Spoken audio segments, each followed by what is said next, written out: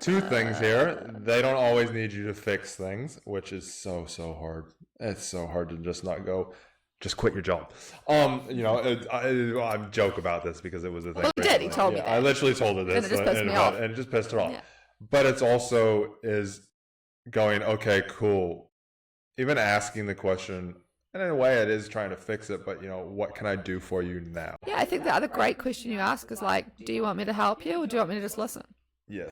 It's a great question. And if they say just listen. It's so hard. So hard. But just listen. Like, do what the other person wants. This comes down to, again, I think that's innately knowing the person. Like, what do they need? Not what do you want to give? What do they actually need from you in this moment? And that comes down to, like, you could go down the love languages route or whatever. But I'm like, They don't need you to fix shit. No. Like, right in this second, they just want the safety. They want their husband to wrap his arms around you and say, it's okay, honey. I got you. I got you. We're a team.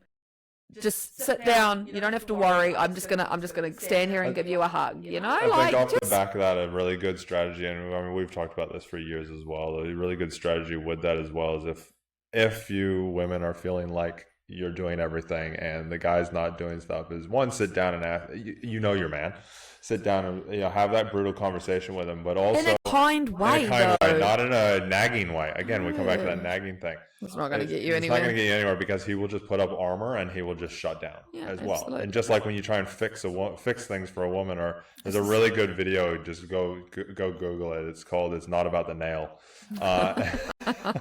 And it's a skit of a woman with a nail in her head, and she's sitting there complaining that she has a headache and all these different things. The guy's like, "There's a nail in your head. Pull the freaking nail out. It'll be fixed." And she just keeps I just going want on, you to listen. and she keeps going on, and then finally he just goes, "I'm sorry. I totally get it. I'm sorry that your head hurts.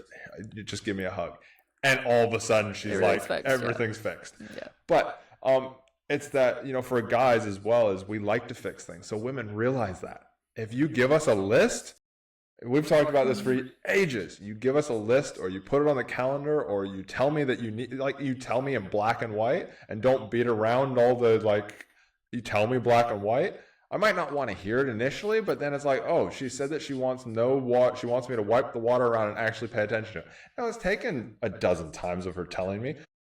But I also bring humor into it. But then she brings humor into it, and I don't nag. That's actually what shifted and changed it the most. Let's take that specific thing for me. I didn't nag. Is as soon as you stopped nagging, because she did for a while. As soon as she stopped nagging and she was like, "Okay, Shamu, you're still doing it," and I was like, "Shamu," I was like, "Oh," and so now every time I go and I do something, you might need to tell the audience what Shamu is. So Shamu, so it's an old movie from the '90s that is called Free Willy, and it's a big killer whale that is put in captivity. His name's Shamu.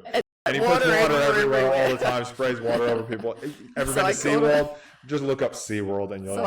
I basically called him Shamu. Shamu because I'm splashing water everywhere. And so now, every time I'm there, and correct me if I'm wrong, 99% of the time, though, 99% of the time, there is no water around the sink anymore. Because anytime I'm there, I now go, one, she's given me a task, clean the water up after every time you use it. And in my mind, I didn't actually see the water.